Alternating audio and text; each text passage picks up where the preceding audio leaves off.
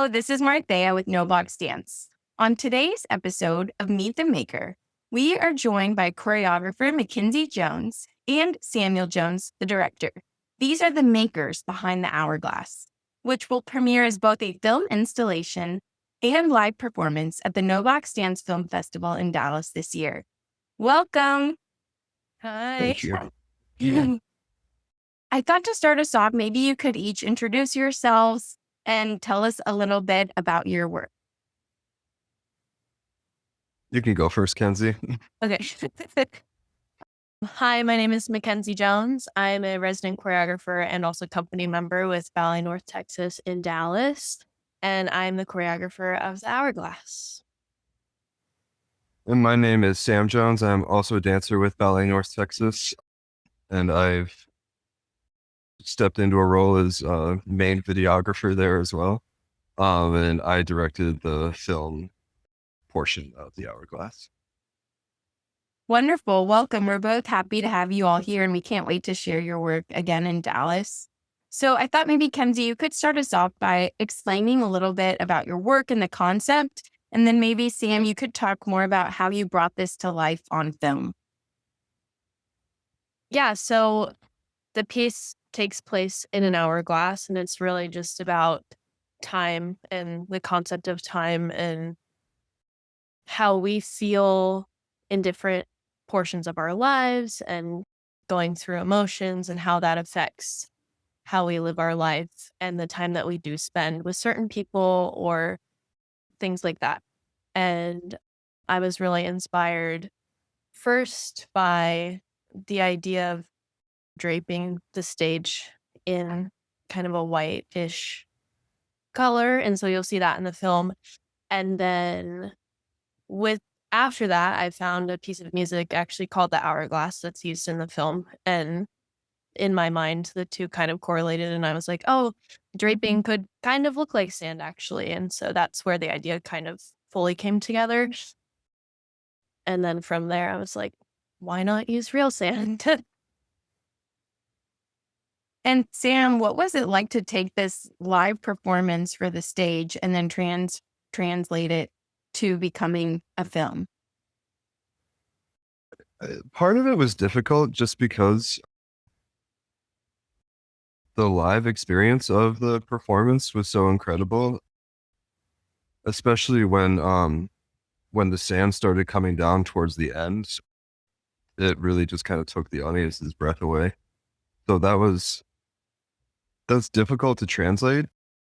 But for me, for the framing of it, especially for that part, it had such a sense of verticality that you don't usually have with a stage performance, because we're all just kind of on the ground. But it filled up that whole vertical space of the entire theater. So I just wanted to make sure I got that, just to give a sense of the scale. And then for all the other things, there's just so many little human moments throughout the piece. So if there was like a very kind of like tender moment or just emotional moment, I tried to switch back to a much closer angle to really showcase the emotion of the piece. And I'd love to hear what you all thought was a pivotal scene from the work. And maybe it was different from the live performance to the film, or maybe it was the same. I mean, I really think that the part that people connected with the most and that people talked about the most was the end, where the sand does fall from the fly rails in the theater. That part, after the show, we go out and we talk to the audience, and that part was what pretty much everyone was talking about, because after that, the two dancers finished their pas de deux with the sand falling, and then it stops and there's a solo at the end for the girl in the pas de deux. And just those two sections, I think, really got people. And that's definitely what was talked about the most. Yeah, I think for me, there was a lot of parts that really kind of spoke to me. One of my favorite parts is at the very beginning, actually, where they have the three soloists and these sandboxes in front of the rest of the corps. And they each do an individual part. And I mean, maybe it's because I was also on stage when it was filmed, but just the sand, it almost turned into dust too. So as it fell, it would kind of spill up and start floating throughout the stage. So it created this kind of haze. And just seeing like that combined with the lights, I don't know, it was one of like the coolest like live performances I've been a part of, and I've been doing this for 15 years at this point. So I love that. And I love that we get a chance for our audience to just have a taste of what you all created for the live work. Yeah, I'm excited.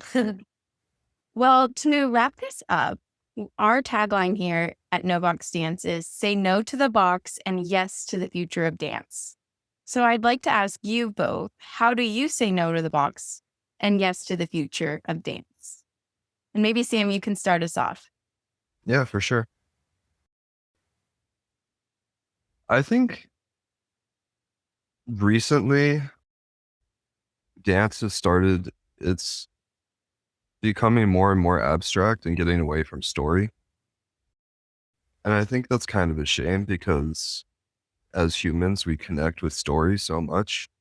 So I think it's a lot of choreographers, directors are kind of leaving that whole aspect of the human experience out.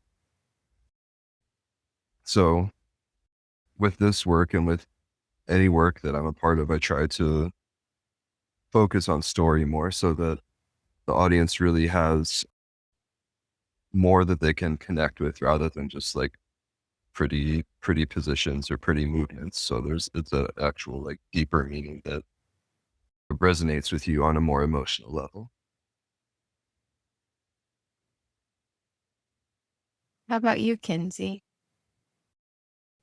I mean, I think specifically with as a choreographer with work that I create, this was really the first work that I felt like I'm kind of finally finding what I want to do as a choreographer and as an artist, which is kind of what Sam was saying is creating art and work that has a story. And I think that a big part of that was the how the stage was set up was the sand. And I mean, the sand in and of itself really pushed a boundary theatrically because the whole thing was, can we actually do this? I don't know. Maybe not. No one's really done it like that before. And so that's just a really big thing of like kind of stepping out of that box of like, oh, I'm just looking at a two-dimensional, work that's being done. I'm sitting in the audience. I'm watching something that's being performed on stage. But with that, with the sand and with the extra elements to that, it gives people an opportunity to really go into the world of it a little bit more. And I think it kind of gives more opportunity to feel what is meant to be felt through the work and through dance. And I think that's just the coolest thing is to give people that opportunity. And that was one thing that stuck out to me the most. Talking to the audience members after the show, like I was just so blown away and like humbled by the fact that like something that I created gave people an opportunity to like really feel things because I feel things watching it because it came from my own brain. But, you know, hearing strangers and people I don't know and people who are seeing it for the first time saying, like, I cried at this part or like whatever, like that was so cool. And that's what I want to keep doing. And that's what I want to keep kind of pushing and seeing if I can keep on track. It's so exciting to hear what you're both talking about. And I feel like you both identified things that at No Box Dance, we also find very important to create these spaces for these types of experiences for people to feel connected. We talk a lot on our podcast actually about sometimes dance can kind of feel like this elitist experience where you go and you don't really know like what you're watching and what are you supposed to like get from this performance for people who aren't dancers. So we're really grateful that you chose to submit your work to our festival and that we get the opportunity to present the work this year. So keep doing what you're doing and thank you for making time at Meet the Makers. And for those of you watching or listening, be sure to come out to the festival this year, and you'll have a chance hopefully to meet Kenzie and Sam. Thank you both. Thank you so much, and thank you for letting us be a part of this. It's so cool. Thank you for having us. Thank you. And how can our audience stay connected with each of you and Valley North Texas? The best place to find me is on Instagram. My tag is samjones_ballet. That's where most of anything I'm up to goes. And then Kenzie. Yeah, probably same on Instagram, Kenzie.Afton. It's my middle name. There might be a choreography page coming soon. We'll see. Awesome. You heard it here first. But you can also follow Valley North Texas on Instagram, Facebook, all that. It's just at Valley North Texas, and visit our website and see what we're up to. Wonderful. Well, thank you both again. We can't wait to see you soon.